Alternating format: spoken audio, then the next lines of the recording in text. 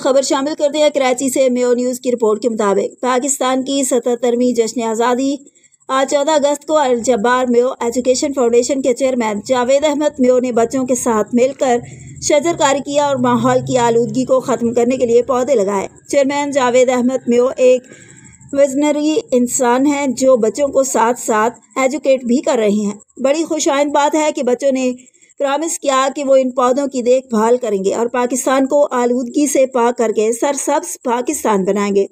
Mayo news की team ने देखा कि सिवाय अल जब्बार मेयो एजुकेशन फाउंडेशन के चेयरमैन जावेद अहमद मेयो की किसी तंजीम ने भी जश्न आज़ादी का दिन शजरकारी मुहिम शुरू करके नहीं मनाया। इस मुल्क को इस वक्त पौधों की सख्त ज़रूरत है। जिस तरह गुज़िश्ता दिनों गर्मी ने इंतहा की थी तो हर शहरी ने ये विजन लिया था कि हम एक एक पौधा ज़रूर लगाएंगे। ये शजरकारी मुहिम की पहली कड़ी है जो अल जब्बार मेयो एजुकेशन फाउंडेशन के चेयरमैन जावेद अहमद मेयो ने शुरू कर दी है। आइए मज़ीद देखते हैं चेयरमैन जावेद अहमद मेयो और बच्चों ने क्या कहा।